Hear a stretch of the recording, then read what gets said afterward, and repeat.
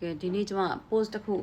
ုပြောပြမယ်ကျွန်မဖတ်ထားတဲ့စာလေးပေါ့နော်အဲ့တော့ဘာစာလေးလဲဆိုတော့ကျွန်မနေ့လည်ကဖတ်လိုက်ရင်နားထောင်လိုက်ရတာကျွန်မကနားထောင်လို့ရှိရင်အဲ့ဒီလူတွေရဲ့ comment တွေမှာကျွန်မဝင်ဖတ်တတ်တဲ့အချင်းရှိတယ်အဲ့ဒါလေးတွေမှာကျွန်မထူးဆန်းတာလေးပြောပြမယ်အဲ့ဒီ post ကကြတော့ဘာလဲဆိုတော့ဆိုင်ကယ်ကယ်ရီလူတစ်ယောက်ကတဲ့ဆိုင်ကယ်ကယ်ရီမောင်းတာနော်ရွာနဲ့ဒီမြို့နဲ့သွားတဲ့နေမှာပေါ့ကျွန်တော်တို့တိတ်မမှန်းတက်ဘူးပေါ့နော်ရွာနဲ့မြို့နဲ့သွားတဲ့ခကြီးလူရဥမာ2နာရီကြာလား4နာရီကြာလား5နာရီကြာလားတော့မသိဘူးတော်တော်ကြာပုံရတယ်ကြာလို့ဒါဒီဆိုင်ကယ်ကယ်ရီစီးတဲ့အမျိုးသမီးတွေနဲ့ဒီအမျိုးသားနဲ့ဖြစ်တာပေါ့လေအဲ့တော့ဆိုင်ကယ်ကယ်ရီစီးလာတဲ့အမျိုးသမီးတွေမှာကွယ်အိမ်နဲ့အဆင်ပြေတာရှိတယ်ယောက်ျားနဲ့အဆင်ပြေတာရှိတယ်မိသားစုနဲ့အဆင်ပြေတဲ့လူတွေရှိတယ်ပေါ့ရဖြစ်လာတဲ့လူတွေရှိတာပေါ့ကွယ်အမျိုးမျိုးပေါ့နောက်တစ်ခါသွေးသားဆန္ဒတောင်းချမ်းပြီးတော့ထကြွပြီးတော့လိုအပ်နေတဲ့လူတွေလည်းရှိတာပေါ့အဲ့တော့ဆိုင်ကယ်ကယ်ရီစီးရင်းနဲ့ဆိုင်ကယ်ကယ်ရီရဲ့ဒီမောင်းတဲ့လူရဲ့ခါကိုဖတ်ပခုံးကိုဖတ်ရင်းနဲ့နောက်ကနေပြီးတော့ပြောတာပေါ့ကိုယ့်ရဲ့အကျိုးအကြောင်းတွေပေါ့အဲ့လိုပြောရင်နဲ့မှအဲ့ဒီဆိုင်ကယ်ကယ်ရီသမားတဲ့ရင်းနှီးပေါ့ရင်းနှီးသွားပြီးဆိုင်ကယ်ကယ်ရီသမားအဲ့အမျိုးသမီးကိုဒါဆိုလို့ရှိရင်အဲ့လိုဖြစ်နေတဲ့ဆိုရင်လဲကျွန်တော်လက်ထပ်ပါလားကျွန်တော်ကတော့လူလွတ်တယောက်ပါပေါ့လက်ထပ်ပါလားဆိုအမျိုးဒီလိုအမျိုးသမီးအားကိုးရမဲ့တယ်အားကိုးချင်တဲ့အမျိုးသမီးတွေကစောက်တရားမရဖြစ်တဲ့အချိန်မှာသိတယ်မလားဘေတာပုတ်ပဲဆွဲရမျက်တမင်ပဲဆွဲရလှမ်းဆွဲတာပေါ့အဲ့လိုလှမ်းဆွဲလိုက်တယ်တဲ့အဲ့ဒီဆိုင်ကယ်ကယ်ရီအမျိုးသားကတဲ့နော်မိန်းမအယောက်20ရှိပြီယူတာသူကတယောက်ယူလိုက်တစ်ပတ်နှစ်ပတ်လောက်ပေါင်းလိုက်အဲ့အမျိုးသမီးနဲ့ပေါင်းပြီးတော့သူကဒီကာမကိုလဲယူတယ်ပေါ့နော်ယူပြီးတော့ဝါပြီးဆိုရှင်အဲ့မျိုးသမီးကိုမောင်းချလိုက်နှင်ထုတ်လိုက်ဒီမျိုးစုံနဲ့ကလင်ကချက်လုပ်ပြီးတော့သူကခွာတာပေါ့အဲ့ဒါလည်းသူကအဲ့မျိုးသမီးတွေကိုဘယ်လိုလဲဆိုတော့အခုလိုမျိုးစိုက်ကယ်စီးတယ်အဲ့တော့ကိုရမရှိဘူးအကူရမရှိဘူးဆိုရှင်သူကသူ့ကိုယူပါဆိုပြောခေါ်သွားပြီးလို့ရှင်သူအဲ့သူ့ရဲ့အိမ်မှာပေါင်းတာပေါ့သူ့အိမ်မှာသူ့ကြီးတော်ကြီးရှိတယ်ပေါင်းပြီးလို့ရှင်သူကတစ်ပတ်နှစ်ပတ်လောက်ပေါ့လေဝါပြီဆိုလို့ရှင်သူကကြီးတော်ကြီးကိုတိုင်မယ်ရိုက်တယ်ကြီးတော်ကျွန်တော်တို့ကိုမထားနိုင်တော့ဘူးဆင်းတော့ညတို့ကိုမထားနိုင်တော့ဘူးဒီမှာမထားနိုင်တော့ကျွေးလည်းမကျွေးနိုင်တော့ဘူးနော်ညတို့အိမ်မှာငါအိမ်မှာလက်ပိတ်တယ်ဘာညာပြောပြီးတော့မောင်းချပေးဆိုအဲ့လိုတိုင်မယ်ရထားတာအဲ့တော့ကြီးတော်နဲ့သူနဲ့လှုပ်ရှားနေကြအဲ့ဒါလေသူကတစ်ပတ်နှစ်ပတ်လောက်လို့ရှင်ကြီးတော်ကမောင်းချအောင်သူကအသေးလေးရဲ့ကို့မှာလည်းပစံမရှိသေးဘူးကိုအစင်မပြေသေးတဲ့အတွက်ခဏလောက်အိမ်ပြန်တော့ကိုအစင်ပြေလာပြန်ခေါ်မယ်ကိုလူကြီးဆိုမှလည်းလာပြန်တောင်းမယ်ကိုမိသားဖသားပြီးလာတောင်းရယူပါမယ်အခုတော့ခဏလောက်အိမ်ပြန်နေအောင်နော်ဆိုအဲ့ဒီတယောက်ကိုပြန်ထုတ်လိုက်ပြန်အဲ့လိုနောက်တယောက်ပြန်ယူလာပြန်အောင်အဲ့လိုမျိုးလုပ်တာအယောက်20ရှိသွားပြီတဲ့နော်အဲ့ဒါကာမလိမ်လေယူတာပေါ့နော်ကာမလိမ်လေယူတာအဲ့ဒီလိုအမျိုးသားတွေရှိတယ်အဲ့ဒီဆိုင်ကယ်ကယ်ရီဆွဲတဲ့လူကတဲ့နော်ထောင်မောင်းအရက်ရှိနော်ဘော်ဒီကတောက်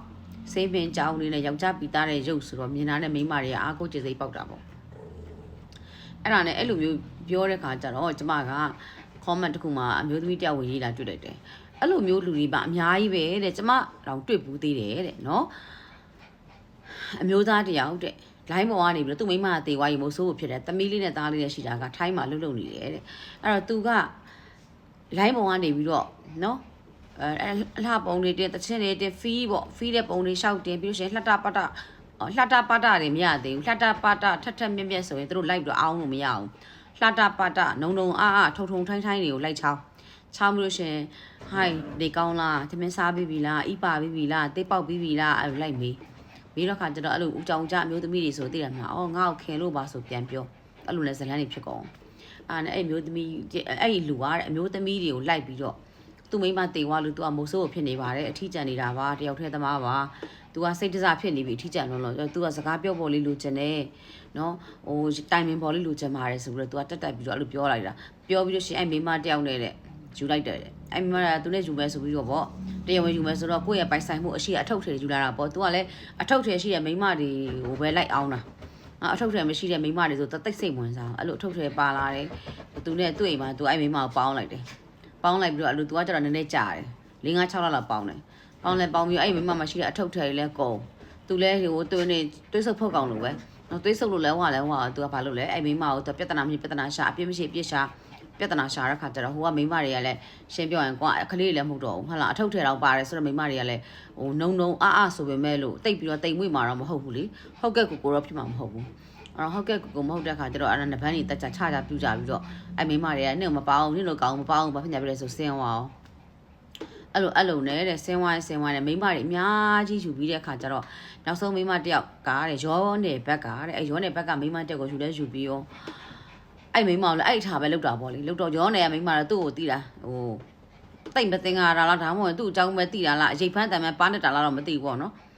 ကွာရှင်းလိုက်တယ်ကွဲလိုက်တယ်လေကွဲလိုက်ပြန်သွားပြီးတော့မကြောက်ဘူး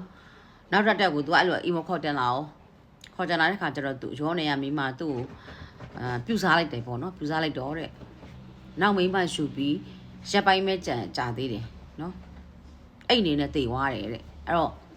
ဟိုအရင်မိန်းမပြူစားရတယ်ပေါ့ဒါကလည်းဟုတ်ချင်မှဟုတ်မှာပေါ့လေဗဇက်ညာဆိုရင်ပြူစားလို့လည်းတေတာလည်းဟုတ်ချင်မှဟုတ်မှာပေါ့လေဒါပေမဲ့တော့အဲ့လိုမျိုး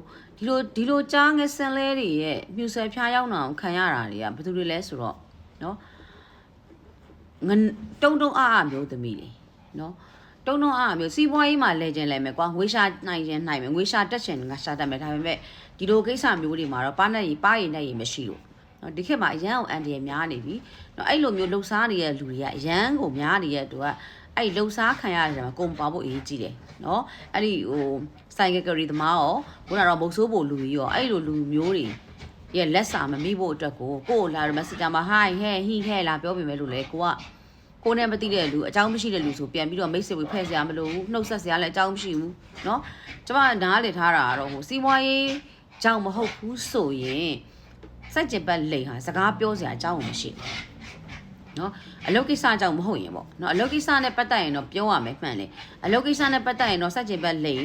မကလို့ဘာပဲဖြစ်ဖြစ်เนาะပြောရမယ်မှန်တယ်ဒါပေမဲ့အလုပ်ကိစ္စမပါဘဲနဲ့အကြောင်းမရှိအကြောင်းရှာပြီးတော့စန့်ကျင်ပတ်လိန်ကိုတွားပြီးတော့နော်အရောဝင်တာဖက်လဲတကင်းဆက်ဆန်တာအခွင့်အရေးပေးတာတွေကဟာရေလာမြောင်းပေးလုတ်တဲ့သဘောပဲဖြစ်တယ်နော်အဲ့တော့ရေလာမြောင်းပေးလုတ်တယ်ဆိုရင်တဖြည်းဖြည်းနဲ့နော်ဟိုရုံကပဲတူပိုက်ကပဲတူတိုးမိမှတေးချတယ်အဲ့တော့